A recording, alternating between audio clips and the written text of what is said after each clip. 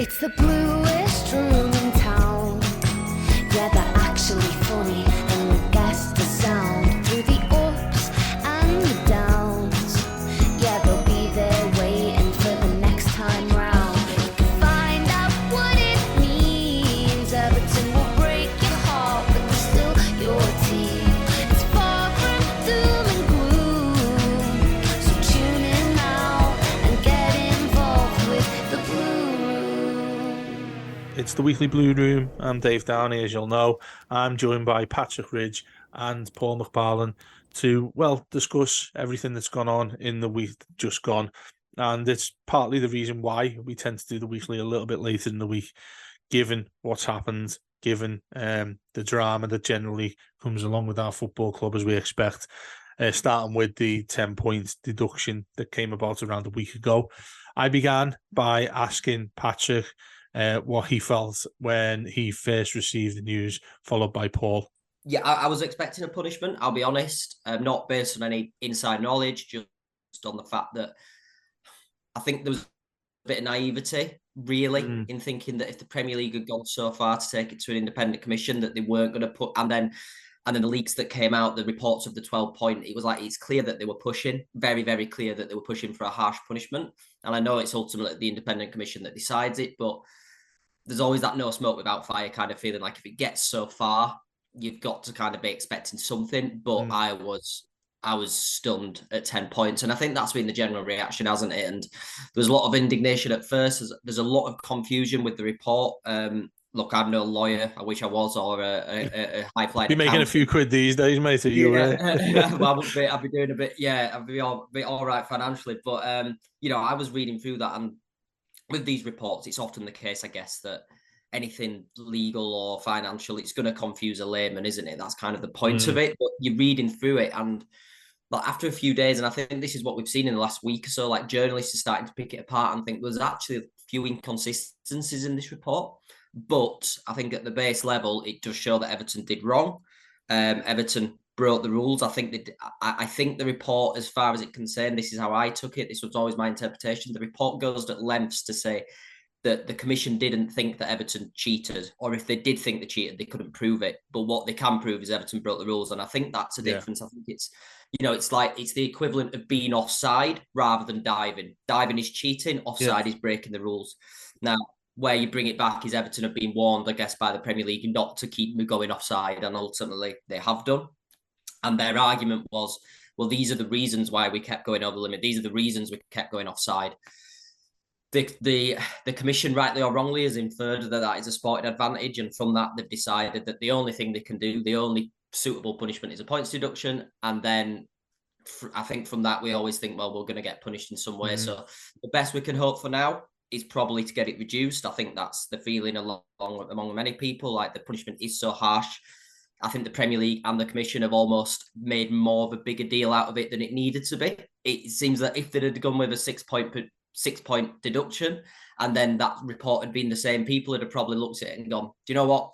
Fair enough. 6 points, slap on the wrist, don't do it again. It's enough of a deterrent that 6 points is a lot. 6 points, people keep saying, 6 points is a big deal. 6 points would have got Everton relegated in the last 2 seasons as well. It would have, I think last season, it'd have been Arsenal won the title instead of City. Let's say if City had got 6 points, like, it's still a big amount. But to go 10 points, it's like they've tried to go to the extreme end of the scale, and in a way that's backfired on them. So, yeah, but obviously initially just shock and just frustration that it's happened, really. Yeah. Some great analogies there from Patrick there, Paul, with sort of saying, oh, there's no smoke without fire with all of this situation. I mean, it's an unprecedented call of the amount of the deductions being in terms of points. I think it was 9 points, wasn't it, for Portsmouth when they went down with administration. I think 9 points is the general decision made against admin. For us to go and get 10, I mean, first of all, how you felt about it, but that no smoke without fire, it sticks in my mind there, what Patrick said. It's and I've had pelters for this, but I'd like it if people just sort of listen to me a little bit deeper. Everton deserved punishment, and that's me in inverted commas saying that, based on financial decisions that they've breached. Okay, that's fair enough. It's the level of punishment that is the issue for everybody. But nonetheless, I think that still needs to be in the back of people's minds. The club itself were guilty, and that's what sticks in my mind. Not as much as the 10 points, but it's certainly something that stays there. Yeah, I mean, I agree with all that, Dave. I totally agree with what Patrick said there as well.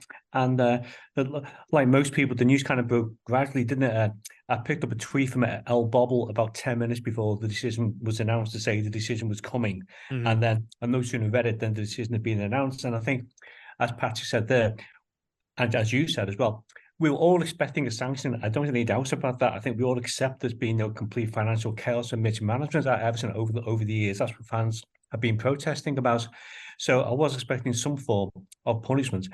I think what really jarred people was the extent and the severity of the punishment. I don't think anybody.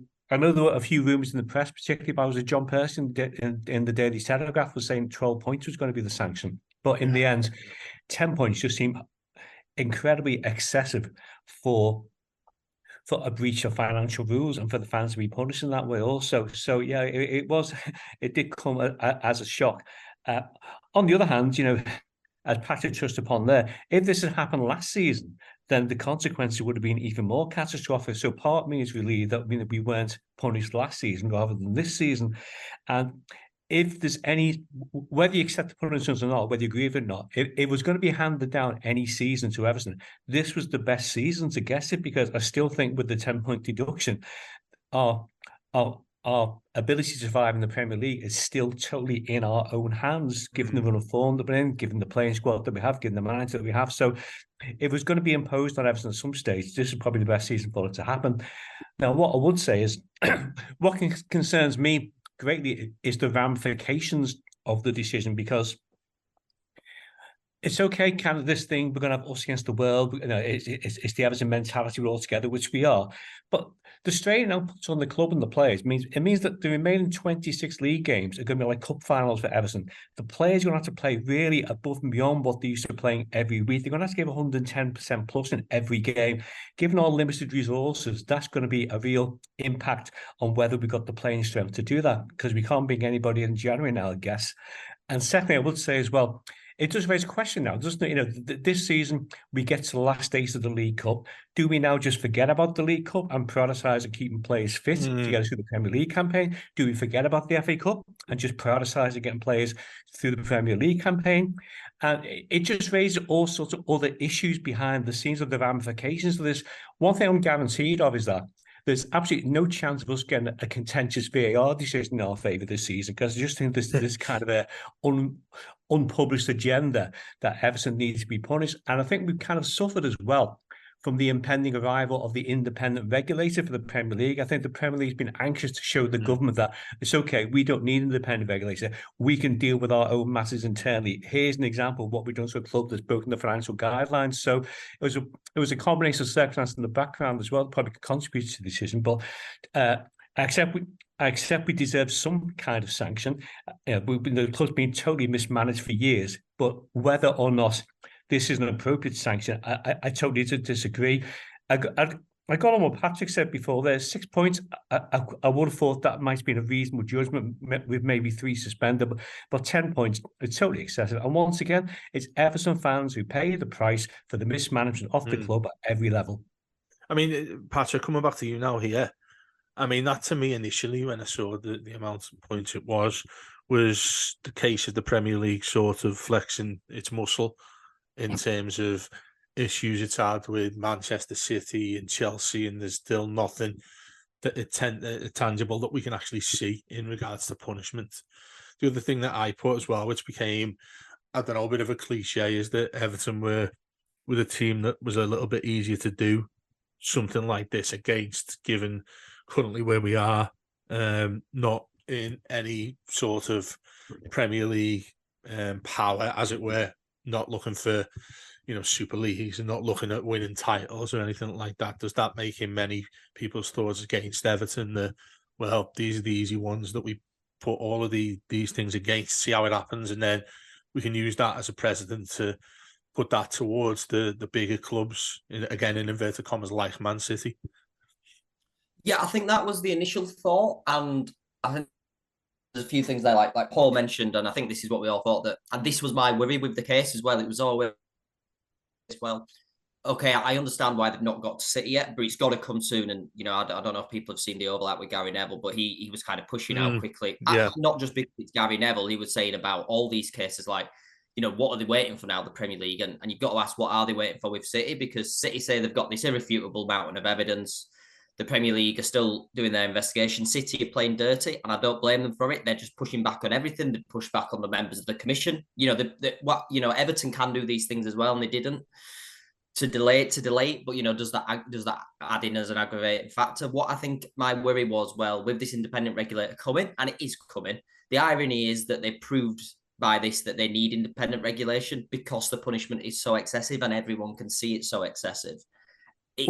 Sorry, Pat, when you're saying that, what ramifications come with that when they come along? Because we've seen a lot of journalists who said this in various newspapers of, what ultimately can come next. We know all about what Burnley and Leeds are trying to do in a financial sense. Obviously, there's even more things out in there, bits of wood that are being thrown at us in terms of, well, why is this only come at this stage? If it come at an earlier stage, then clubs could have stayed in the Premier League and whatnot. That is a complete mess on its own. But take that to one side. What in terms of what you've done yourself and learned yourself and sort of researched yourself could come along with the come next, basically? Well, I think what we saw is the independent commission fairly say that the Premier League did attempt to push it. We've got to separate the Premier League and the commission here. The Premier League was the prosecutor. The commission, let's put it in a court phrase, was the judge. And the commission is made up of 2 lawyers and an accountant, because that is based off this kind of collective, I think it's 15 to 20 people that are on this independent panel that's chaired by Murray Rosen, who's a KC, who picks people to be on the Premier League. They're like a subcontractor, if you think of it, in the Premier League. They work alongside the Premier League. But surely the Premier League would affect this, wouldn't they? Given the fact that they're throwing a judge towards them, aren't they? They're throwing what they need something judged by. So surely that's not fair, really, is it? Well, they asked the prosecutor, the Premier League tried to get the case heard last season, essentially, because they wanted it settled, for obvious reasons. The independent commission and the Premier League agreed, I think on reflection, said, no, we need to give Everton time to make a defence, because they charged Everton in March, and that would have given Everton less than 2 months to compile all these documents. Was 40,000 documents in the case. It's not enough time. So then I'm not surprised on the flip side that Man City is taking longer and Chelsea will take longer. However, I think what the ramifications of that are, because the commission has made that decision, because in the other document, we revealed there was a hearing in May where the 5 clubs that felt aggrieved, and Forest were trying to get on this last year, and so was Southampton, basically went to the commission and said, well, we want to essentially a class action in a way, they wouldn't be suing Everton, but they'd be saying, we want in on this case, we want to join the Premier League as prosecutors. And the commission said, no, that's not happening. You can't do that. It's a separate case. However, if Everton are found guilty, you may be entitled to compensation. That's now the ramification. What we're seeing now is that Everton have been found guilty.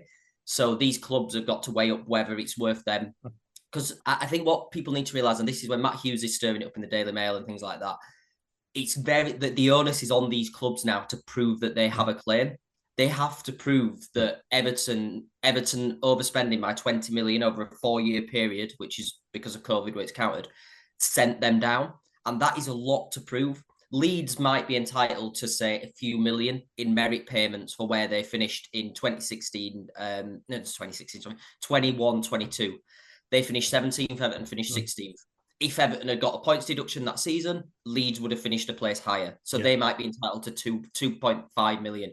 It probably will cost them 2 million in court fees. This is what you've got. These clubs will be weighing up. Burnley might have a stronger case because they went down. So I think we've got to wait and see on that, because as much as there's a lot of hysteria about it, it's on the clubs now to really say that they've got a claim. Did Leicester have a claim when essentially they didn't finish below Everton in any of the seasons that were impacted? What Leicester's argument would be, is, well, if Everton went down in 21-22 because of this 10-point deduction that they should have had then for breaking these rules now, then we wouldn't have gone down. Or similarly, if they'd have had it last season, if the Premier League would have pushed the case through. But they've, it was the Commission that made that decision not to push it through. So the Leicester have got to say to the Commission, your decision was wrong and prove it. So there's a lot at stake there. And I think what we have to do is maybe take a step back and just see what those clubs do, because I think if any of them really, really, really believed that they had the strongest case possible, we'd already know about it, because they'd have been on it at the start of this week, just like Everton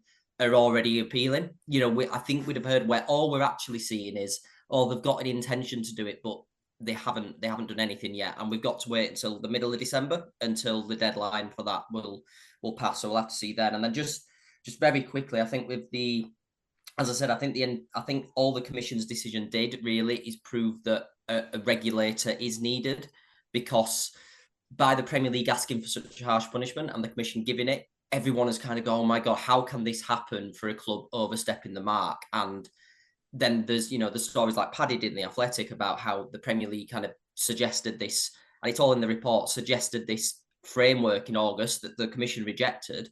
But then the Premier League was saying, well, this framework is only for Everton and we'd change our framework on a case-by-case basis. Like, again, it's just all adding into this, the fact that you need set rules in place. And for set rules to be in place, you're going to need someone who's totally independent and above the Premier League.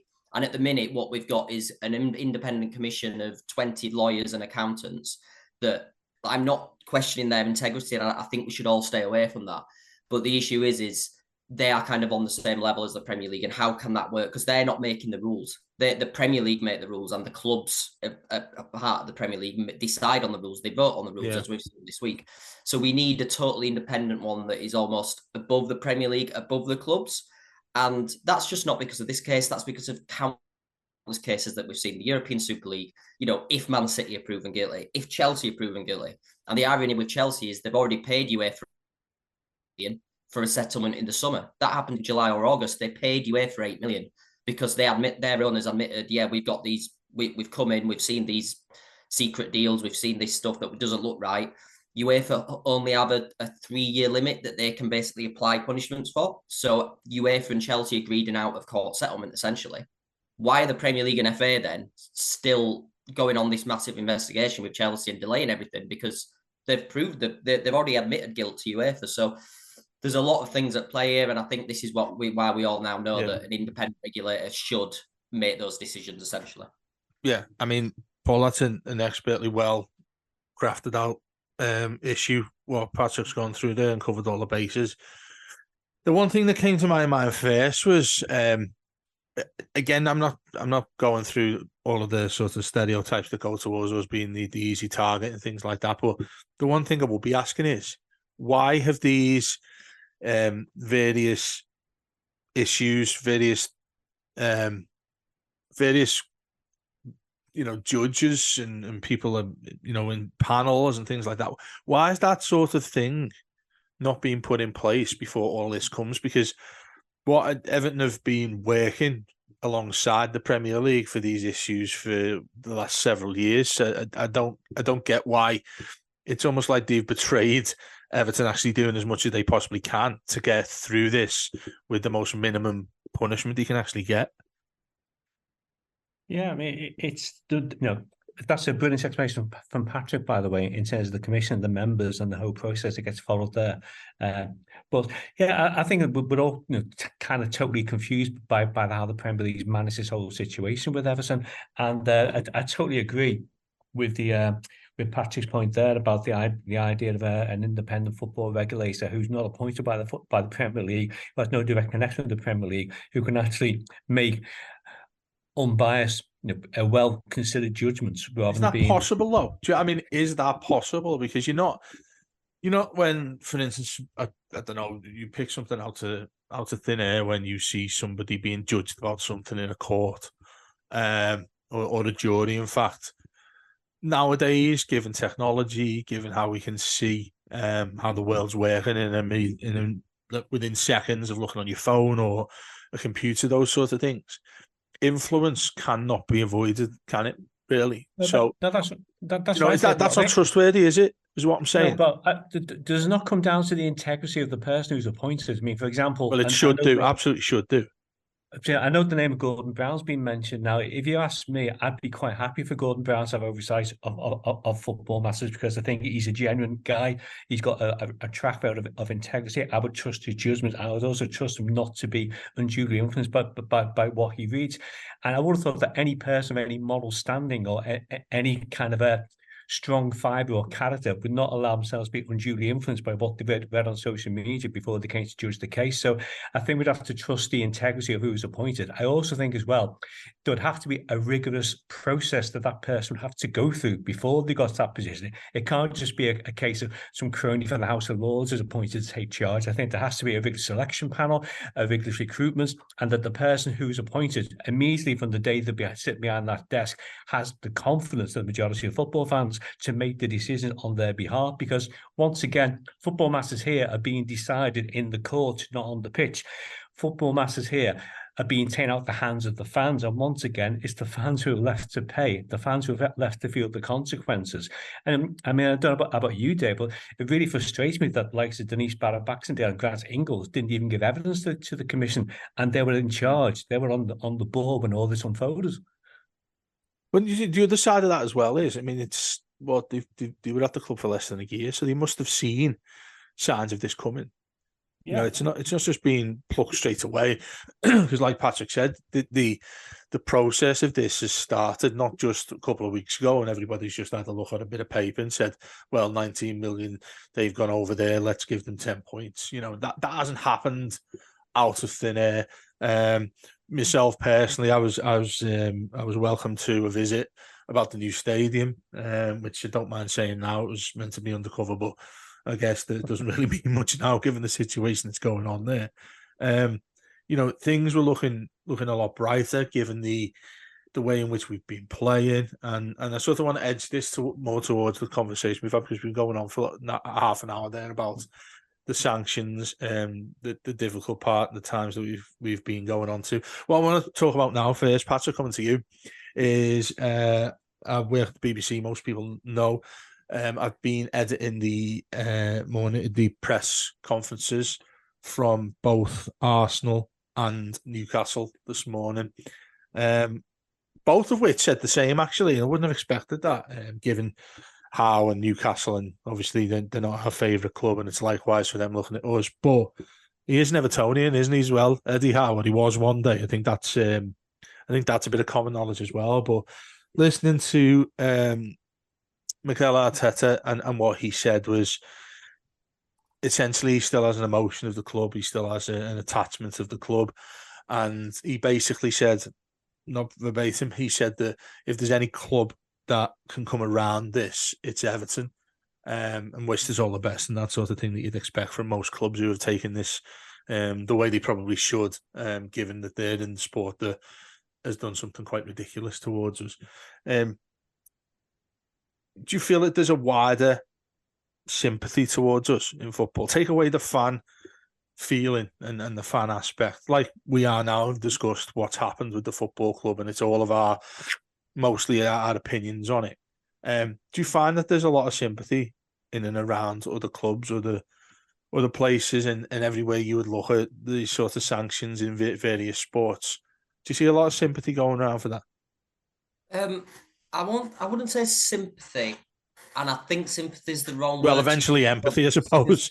Yeah, no, yeah, a bit, because it also, like, I think we have to say Everton, again, we'll have to repeat it, done wrong, and some of their mitigations, I think, you know, again, I'm no lawyer, but I was reading the report because I'm sad and I spent my entire Friday night reading it twice. I was reading the report, and you know, some of the arguments we made was so weak, and I hope that in the appeal they focus on. I think what they've got to focus on is that strength of feeling about the punishment. And unless you're an extremely partisan fan who refuses to see the wood for the trees, and that might be Liverpool fans or, I don't know, Leeds fans or Leicester fans or whatever, Burnley fans who feel wronged, maybe we'd be in the same position if we're put on the other foot. But I think generally most football fans and most members of other clubs and managers are taking a step back and saying, it's a huge punishment. And they're also hedging the bets, let's be honest. It's why all the other clubs have kept quiet on this, and that's been well reported, is they all know they could be next. Exactly, could happen to them. Yeah. There's 5 or 6 clubs who are right up against it. You know, Aston Villa, the Jack Grealish money isn't going to last forever in terms of their books. And yeah, obviously they'll be able to stagger it out. And he moved in 21? Yeah. You know, we're going to be we'll be at the end of the 3-year cycle. I think that's really important. What you've just said there, just sorry to interrupt. What you've just said there about other clubs sort of stirring in the barrel as years go on with this. You know, I've heard about Nottingham Forest being in really big trouble given the amount of money they've spent since they come back up to the Premier League. Even when they were in the Championship, they spent a hell of a lot of money. I think that's spot on what you're saying in terms of these clubs have remained quiet. And with that in mind, does it not make you think how much? And Eddie Howe was saying this before, given the transfer ban for clubs who who are with clubs around the world, i.e., what's happened to them with Saudi Arabia, their sponsors and things like that. They're now able to deal with them in regards to transfers. These things are just getting kicked down the road in general, not just various clubs who are fearful of what's happened to us a little bit further down the line. No, it's all. And let's face it. Look, Everton voted in favour of keeping, because what we've got to say with that ban that we're coming in, it was going to be a temporary one while the Premier League essentially figured things out. And this is, again, it all goes back to, not to repeat it too much, why the Premier League doesn't work in its current way, because you've got 20 shareholders who are the clubs, and 14 have to vote for a certain vote to pass, 14 have to vote in favour of it. So the other one was 12-8, wasn't it? And Everton were one of the 8 who voted not to ban it. On the flip side, you've only got like 4 on the executive board, 4 people. So how are they making the decisions and pushing them through? So it just all shows it's a mess. Other clubs aren't going to say anything other than the managers going, it seems harsh, but we don't know the full details, which is what every manager's saying. And for Everton now, the focus has got to be on winning. And just quickly, Opta analyst they did a piece the other day after the points deduction. Everton before the points deduction only had a 3.5% chance of going down, according to all the predictions and the stats on Opta. And they've dropped now to a 34% chance of going down. And while we're all confident that this will galvanise the club and give us that atmosphere and that spirit that we need to get out of it, and I certainly am, I think we're better than the 3 teams that came up for sure and Bournemouth. On the flip side, we're now right back into a position where none of us wanted to be, aren't we? And I think that's the unfairness of it all. It's that fact that, as we've all been through, the people at the club didn't even bother to turn up and defend themselves. The one that did, Mashiri, probably made things worse with lunatic comments, as he tends to do. The chairman wasn't there at the time, and I think he passed away a few days later at the hearing. It's just a big mess, and it's one that's been coming, but then to be dealt with such a hammer blow, and I do think it'll get overturned on appeal. I am positive. To what extent? Not overturned, sorry, reduced. I think Everton will get a points deduction, whatever happens, but I am relatively confident that with a competent argument, with a new appeals commission that maybe takes the emotive side of football into play, which you can't ignore, I think that they will get it reduced to maybe some of the mitigating factors will get knocked off. So we might get it down to 7 or 6 points. And look, that could make all the difference. But as it stands, we have to deal with what we've got, which is we're back in the relegation zone. Got a huge game against Man United on Sunday. And, we're going to need to fight every tooth and nail to think this is a 26-game season. And as Paul said earlier, every game's a cup final now, isn't it? We've got 26 games to get more points than Burnley, Sheffield United and Luton. That's how we have to think of it. Yeah, spot on. Just before we come to the end now, Paul, I've seen a lot of people, and like I said, they're banging on about hearing from Mikel Arteta saying that if there's any club you think you can get out of this, it is Everton. I think that needs to be brought into context, because I think it's very simple and easy to say that. We've been saying it as fans. We've been doing all sorts, dogs of war stuff and all that has obviously come to the fore. But at the end of the day, take some perspective. This is 2 points. On Sunday, 6 o'clock on Sunday night, we could be out of the bottom 3 anyway. So one of the big questions we've been asking on the Blue Room all week has been, what's the channel we get out of this? And in a strange way, and Matt Jones was saying this to me. Both of us received some pelters from it by saying that if there's ever a positive to get Goodison into the place it should be, we've only won one game there in the Premier League so far this season. It's having that sort of backs against the wall atmosphere against a side like Man United who, let's face it, they're a side that we typically have that sort of atmosphere against at Goodison. Yeah, I think Man United just fortuitously happen to be the ideal opponents, the ideal opposition for the game on Sunday. And you have a number of combinations that are kind of working in Everton's favour. It's a night game, so the Goodison Park is always far more electric for night games, isn't it? Secondly, there's the whole seething anger and resentment about the Premier League's independent panel commission with the points deduction.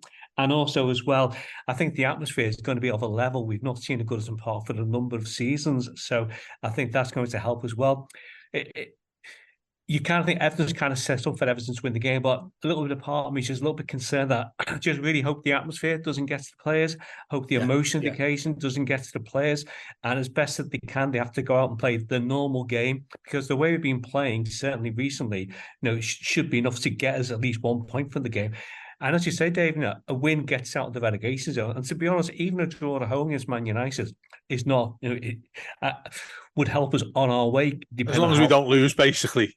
Yeah. I think losing, then the atmosphere, be interesting how the atmosphere kind of swings, particularly if we go down to a controversial VAR or refereeing decision that costs us 3 points. So it will be quite fascinating to see how it develops. But I think that I'm sure Dyche is in his approach to the game would be urging the players to feed off the fervour of the crowd, to put United under pressure. And certainly for someone like Erik ten Hag, who's a relative novice in terms of being a Premier League manager, he would never experience a Goodison like this. Yeah. The type of Goodison that Alex Ferguson used to dread coming to when his Man United team were in their pomp. So we really have to recreate that type of fervour and channel it in the right direction to urge the team on. Okay, there will be protests, but the most important factor about Sunday's game is to get something from the game. If we get 3 points, absolutely brilliant. If we get a draw, it's a step forward. And I agree with Patrick. The three teams that came up from the Championship, we've got more than enough to gather more points than them over the remainder of the season. Spot on. Home form is absolutely crucial. If we'd had it anything like normal home form this season, this 10-point deduction wouldn't matter. If we'd beaten Fulham, if we'd beaten Wolves, if we'd beaten Luton Town, the 10-point deduction wouldn't matter. It's our home form that's actually cost us dearly. Yeah. So one thing we have to improve starting on Sunday is to start picking up points at home. Spot on, mate. Patrick, just a couple of minutes left, mate. Crack on. What were you going to say? Yeah, just very quickly, the FSA, which is the Football Supporters Association, they actually gave a pretty strong statement last week, but it's definitely worth reading, people. They've just tweeted about 25 minutes ago, basically a summary of the situation, and they've said that all the case proves is that there is such a need now for independent regulation. So it feels like the Premier League were all out to use Everton as an example. Well, I think that's it. Everton have done wrong, but we can feel that they've been used unfairly used as an example. And the reason that the Premier League wanted to use Everton as an example has actually fired back in their face. And there's now even more of a push for independent regulation that, do you know what it likely means? That this would never happen again. And I think that's the worry everyone's got with it. It's going to be the Nias rule, isn't it? That, and there's, maybe another club, a mid-ranking club, might get a hefty fine. But does anyone really ever believe that City or Chelsea will get there? Probably not, because they've got the money to keep the Premier League in call for years and years. And that's the issue that we've got. But yeah, as Paul says, I echo that. Just try and channel the emotion and the feeling, as Dyche will put it in his press conference, but do it in a controlled manner. And look, with our next 3 home games are Man United, Newcastle, and Chelsea. 3 clubs. If you don't want more motivation than that, then exactly. 3 clubs that, in a way, Man United have lost before the deductions about 250 million in the last 3 years. I think the calculations come out at Chelsea about 300 million, and they've got all this stuff hanging over their head. And Newcastle, and this isn't against their fans or anything, it's been proven again this week that the UK government essentially pushed the deal through, and the Premier League just decided not to mention anything of it. And this is Premier League under Richard Masters, and his cronies there. So yeah, I think if we as fans needed any more motivation, which we don't, that it's there right there for us. That let's go and win the next 3 home games and then worry about the rest later.